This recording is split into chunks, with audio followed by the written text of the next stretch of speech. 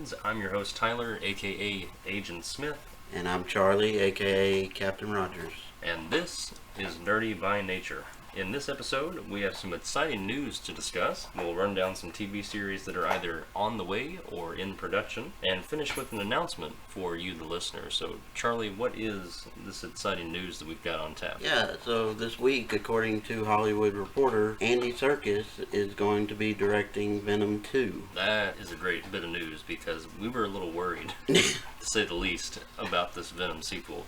So with Serkis directing, I feel like there's going to be a lot of opportunity for this to actually be good. Yeah, I hope so. I still have yet to see the first Venom movie with Tom Hardy, but I've seen the trailers and I'm not so sure about it. I'll probably watch it sometime this week. What are your thoughts on it? Well, I actually have watched the first Venom movie. I went to see it with my brother on our trip to Lambeau Field to watch a Packers game, and it's a watchable film. It's got its moments where Venom is very believable as the anti-hero, and I will say this, Tom Hardy goes to no lengths to do a great job to be Eddie Brock. He fully embraces the symbiote suit. It's a little bit depressing to not see the iconic Spider-Man symbol there, but we understand why it can't be there. I get that. There are some watchable moments in this one, but the main villain really isn't all that exciting.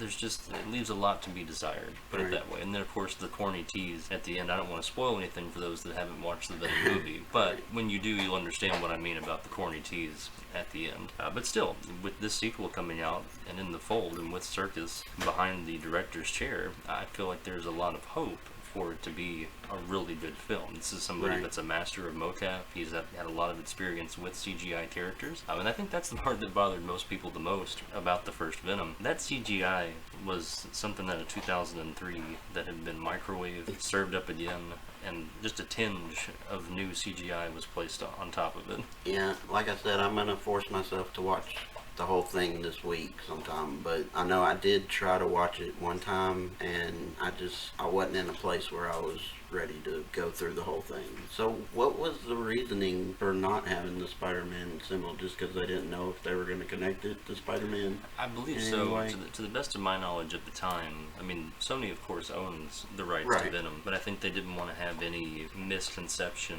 with Spider-Man of course being on loan to Disney for the moment. So I feel like that was their big deciding factor in being sans that iconic logo, if you will, on his chest. And it wasn't quite the same when you watched it, but still, like I said, the movie has its moments where they did some things well, and other things they really missed on, for sure, especially the CGI. I feel like nowadays that's not as much of an excuse you can get away with what's available to you. But, Serkis, of course, is one of those guys that rose to fame early on in his career with such portrayals as Smeagol in the Lord of the Rings and the Hobbit trilogies. He also played Caesar, the leader of the Planet of the Apes remake trilogy.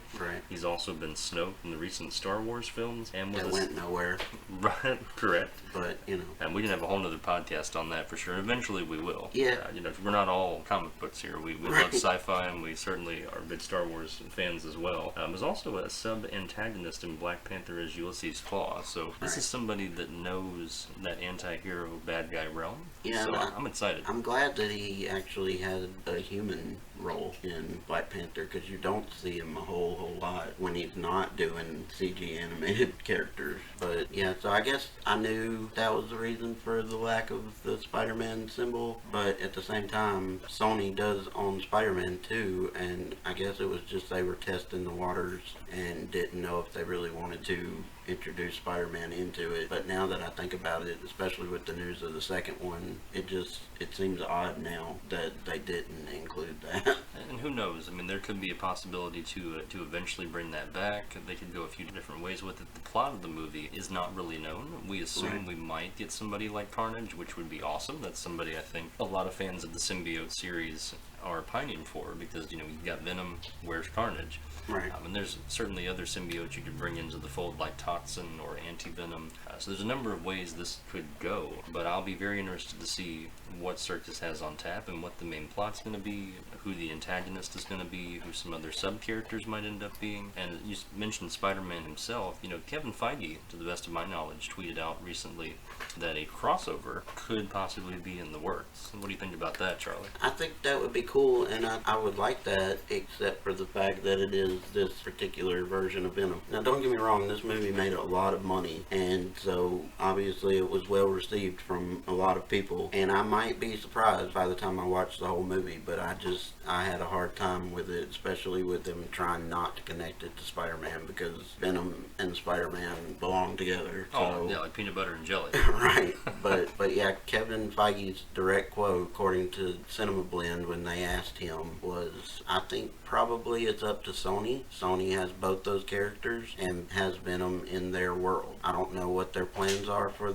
another Venom, or if they're doing that, but it seems likely at some point. So I would say that is a pretty good sign that there will be a crossover or a mention of Spider-Man at some point. I think all we can do at this point is hope, because that would be great to see on the big screen. I think it's something that fans have been wanting for a while now, myself included, and there are a number of different ways that they could go about doing it, and I think be very successful. And even with this version of Venom, I feel like it would be acceptable in most fans' eyes to upgrade the CGI, especially with Serkis. He's going to have a totally different take on Venom, so I think it's acceptable to have him look a little bit different and not vastly change the Venom that we got in the first installment with Tom Hardy. Right, and I'm just glad that they, or as far as I know, they didn't put a V on him, because that was the rumor for a long time. Oh, that would have been painful. Yeah, so what's up next? So up next is actually a pretty exciting bit of news here. Disney Plus just got even better, as if we thought it couldn't get any better. Yeah. It just got better, folks. So CEO Bob Iger announced during an investors call this week, the streaming service will offer Hulu and ESPN Plus. That's Hulu and ESPN Plus for $12.99 a month. I mean, Charlie, what's not to like about this new deal? Along with Disney Plus, right? Yeah, like all three of them. All three. All three $12.99 a month. For $12.99. Oh boy, I don't know how Netflix is not scared if they're not. Obviously, they're not saying it if they are, but that would be a huge concern to me if I was working for Netflix. It has to be, right? Because, I mean, to your point, they are still offering their service for anywhere in the ballpark range of $14 to $17, along with HBO Max as well. That's coming out in the spring of 2020. So, Disney here is giving you a steal, and rightfully so. Of course, they bought Hulu, and they've owned ESPN now as an umbrella for quite a while, so they're really just giving you the best of all of their worlds, and in some cases universes. We're getting all kinds of Disney movies, all kinds of Hulu series. You've got, if you're a big sports fan, you'll have sports out the wazoo with ESPN Plus. You won't necessarily get SportsCenter, but just to list a few, you'll get hundreds of MLB, NBA games, MLS if you're into soccer, college sports, international rugby, some cricket if you're across the pond, and of course some 30 for 30 films. So, and another big draw would be some UFC streaming fights. So this is just a powerhouse play, I think, by Disney. And not to mention the fact that Disney is already going to have Discovery available as part of Disney Plus, and all of Fox's properties as well, whether that be on Hulu or on Disney Plus itself. But I mean, to think about it, not just Disney's properties and Fox's properties and Discovery's properties and ESPN, but also Hulu's properties. I mean, Hulu's got a number of exclusive original content themselves. So to me, it's unbelievable the amount of stuff you're going to get for $12.99 a month. I was surprised when I saw the story break, because we were already excited about Disney Plus. It's a conversation that we've had at length before we even started doing this show, and so now to see that we're going to get that much more for $12.99, I feel like it's safe to say that we're both in on this one. Definitely, and the fact that if you don't want that particular bundle, you still get Disney Plus as well as Discovery for $7.99 a month. Now, there's no way of knowing right now whether or not Disney will release it and then a few months later say, oh, we're raising the cost, but I think it would be in their best interest and more likely that Disney will keep it at those low prices for as long as they possibly can. I think that would logically make sense from a business standpoint to do it that way, to get everyone possible to buy in, like you said. Right. And we talked about this before the show, Charlie. I'll be interested to see how Netflix responds, and dare I say it, if they can survive this. this. I mean, I don't want to use the word crippling. I mean, they're a multi-billion-dollar corporation. I'm sure they'll figure something out. Right. But I still feel like they're going to be hurting in that first quarter of 2020. Oh, definitely. And from what I've seen, they don't necessarily have all the money that they used to either. They do have a lot of bills, and they're making a lot of deals to try and compete with this. So there's a lot coming from Netflix as well, but I just wonder if it's going to be enough. It'll remain to be seen, and I think it'll be interesting to see what Netflix does, if anything, to try and compete. Some of the stories that we've read so far seems like they're not too worried, but of course I feel like, as you said before, Right. you never want to come out and show your hand, and if you do panic, it's behind closed doors. Exactly. And speaking of Netflix, that does bring me to the next bit of news. Netflix did announce recently they are developing a Sandman TV series by Neil Gaiman based on the popular comic series. Netflix hasn't released a release date yet, but with the show going into production now, it's looking like it's going to be late 2020. So I'm excited about that. What do you think about it? Oh, absolutely excited about it, because this is one of those iconic comic book series by Gaiman. It's just so intricately done with the world that he built and all of the characters. I mean, this will be very neat to see. Do we know if it's going to be live action? I have not been able to find a definite statement that it's live action, Okay. but everything that I've read and heard, they're saying live action. That would be super exciting to see that come to life. Yeah, I would definitely prefer live action over cartoon. Now, they were planning a Sandman movie for the longest time, and Joseph Gordon-Levitt was attached to play the main character, but apparently he left because of creative differences. That's fair. Happens every once in a while. So it's likely that that'll be recast, but I'm excited for the show. Yeah, the show, I think, will have a lot of potential on Netflix, and who knows, if they come out with more series like that or have a consistent stream of releases that are of that exciting nature, they might be able to compete. Yeah, and like I said, they have been making a lot of deals, exclusivity deals with different creators, so I'm hoping that they'll have enough to compete, but just right now, it's looking grim for them. It's not looking good. So. But what is looking good, we've got a exciting slate of TV series on the way, both here to end out 2019 and in 2020, courtesy of Newsarama. So, Charlie, take us through some of the ones that you're most excited to see. Yeah, so first off, it looks like the CW has got a few going on, which Batwoman's going to have her season 1 open on October 6th, and Supergirl's season 5 is going to open on October 6th as well. And then we've got Black Lightning season 3 opening on October 7th, and The Flash season 6 opening on October 8th. And unfortunately, Arrow will be ending with its season 8 opening on October 15th, that being its last season. Now that's pretty much everything for the CW. Going into Hulu, Runaways has got its 3rd season coming out on December 13th. So what do you think of those? I think a lot of those sound exciting, and it sounds like for our fans listening out there in October, you're going to have your pajamas and popcorn ready. That's a lot on the CW over there going on. And one that we should mention as well, of course, earlier than October, is the Titans Season 2 for the DC Universe is coming out on September 6th. I know that's one you're personally excited for, Charlie. It kind of ended the first season in a weird sort of way. Yeah. So it'll be neat to see where they pick up with that one. But for all those that you just listed, I think that the CW is offering a lot from a DC standpoint for fans of their shows. Right, yeah, and I am excited for the 2nd season of Titans. I don't know that I'm excited enough to renew my subscription to DC Universe, though. So we'll see where that goes. But we've also got several new ones coming on Hulu, one of which being Ghost Rider Season 1. So what do you think about that? You have some things to say. I do, and that's one that I'm personally excited for because I'm a big Ghost Rider guy. I love the mythos there. I mean, this is a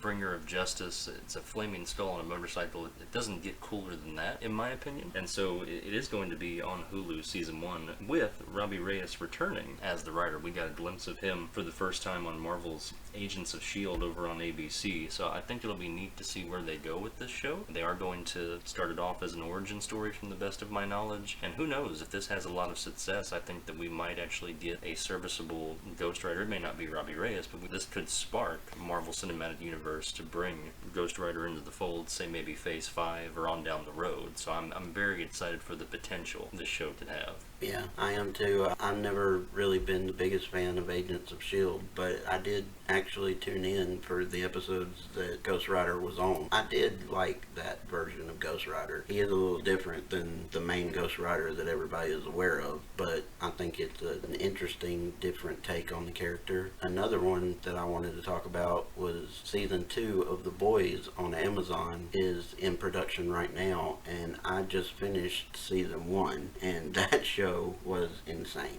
It was really well done, very engaging, and I don't think that it really would have worked very well without Carl Urban as the main character. He is incredible in the show. Not that big a fan of the character that he's playing, but the show was really interesting, and I know you haven't had a chance to watch it yet, but I think you really need to when you... Oh, and I will for sure, because that's one I think that we could fairly say is a must-watch for those listening. It sounds like I don't want to say groundbreaking per se, but it sounds like it's definitely taking a new look into the superhero realm, and very exciting as well. Definitely, and Garth Ennis is known for having some out there stuff. I mean, he did Preacher as well. That's on AMC. I watched a few episodes of the first season, but I kind of fell off of that series. But the comic book series of The Preacher was incredible. I haven't read the comic book series for The Boys yet. I want to, but judging by the show, it is very interesting, and I'm excited to see where they go with it, because it stopped at a very interesting part. Which would make sense for season 1. I think you always want to try your best to end on that cliffhanger, right, to get people to come back for season 2. And of course, this is just a fraction of some of the shows that are coming your way both in 2019 and 2020, so there's a lot to be excited about, a lot to be on the lookout for. So get Netflix ready, get Hulu ready. We highly recommend, of course, you go with Disney Plus with the bundle. It's a great package that offers a number of options, and you can watch almost all of these shows between those 4, so you'll be in for a lot of fun both this year and next. And speaking of fun, Charlie, I believe we're going to have a lot of fun with this last subject that we have here for this show, and that is the good old comic book runs. So we're hitting that point in the year where it's getting a little bit light for comic book related news. It's not really that time. Summer's essentially coming to an end, so the blockbusters like Spider-Man Far From Home have already passed, right, and we're going to have to wait until the fall for Falcon and Winter Soldier and some other shows to start up. So what is, in your opinion, one of those classic comic book runs that you would recommend for our listeners to start with, if they're just either they're new to comics or they've been a comic book fan for a long time, but maybe they've missed out on this particular title or author? Right. I am a big fan of Jeff Johns, and oddly enough, when it comes to comic books, I kind of gravitate more towards DC than anywhere else. I don't know why. I like their style, I guess. I'm more of a fan of DC Comics and more of a fan of Marvel TV and movies. One of the main comic book runs that I go to without fail is Jeff Johns' run on Green Lantern, a very in-depth look at Green Lantern mythos, and he was the one that introduced the whole color spectrum of the Lantern Corps and the different Lantern Corps for the different colors. So he did a good job of expanding the Green Lantern universe.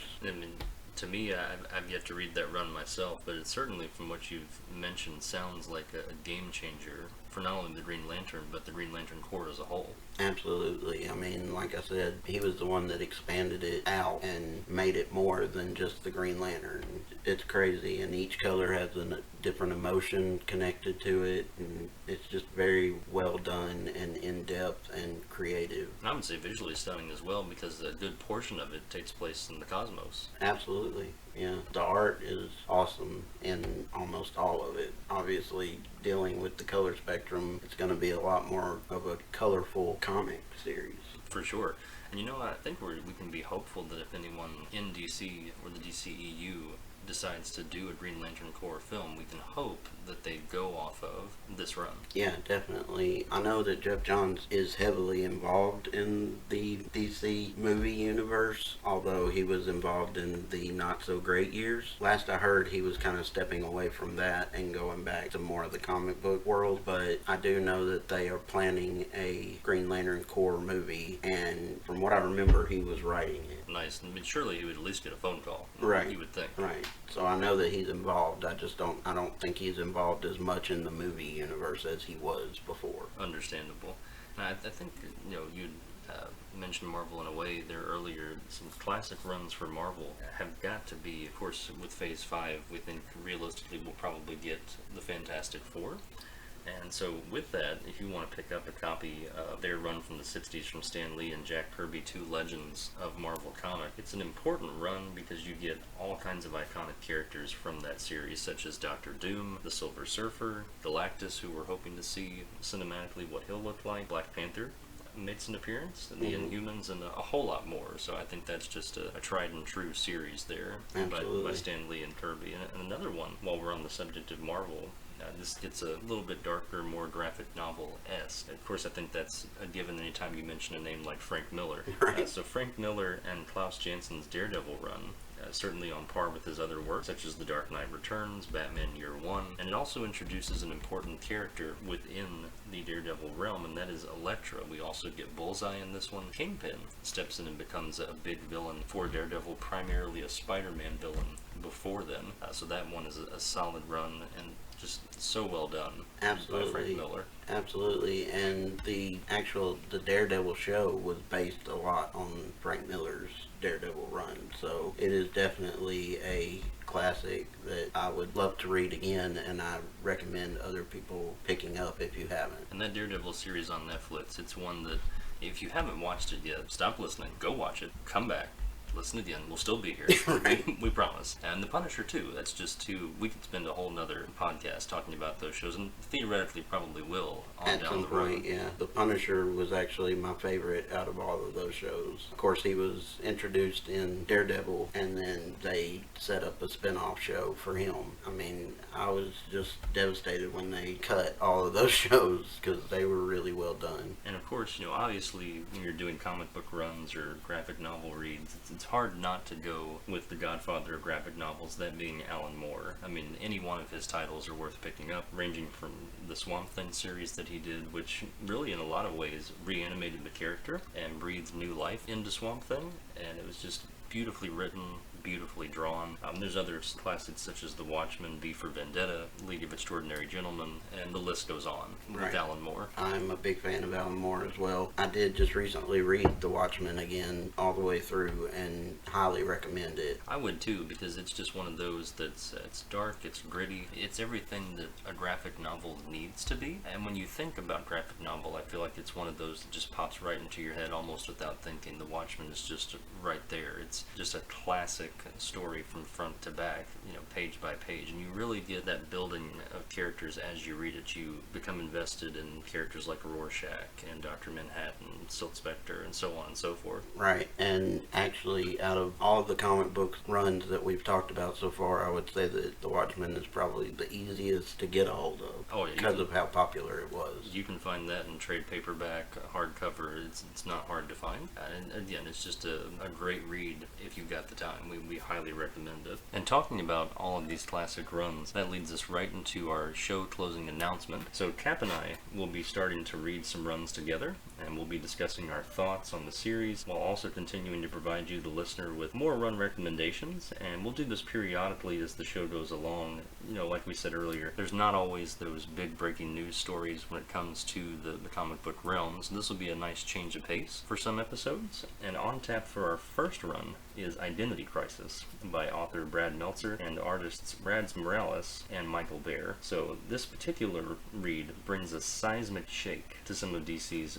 biggest characters. Yeah, from what I've read so far, I started it, but I haven't finished it yet, so this is going to be a great opportunity for me to finally finish it. From what I've read, yeah, it's crazy, and what I've heard about it, it's a much more grounded and a lot more realistic take on the story. So I'm excited to read it and let everybody know what we think about it. I'm looking forward to it as well. I think it'll make for a good discussion, and I think that we will be very surprised at what we see and also by what we read. And with that, that's going to conclude this episode. So be on the lookout for our next episode, where, as we just mentioned, we'll be reviewing and discussing Identity Crisis by Brad Meltzer and Rads Morales. This is another edition of Nerdy by Nature. Thanks for listening. God bless.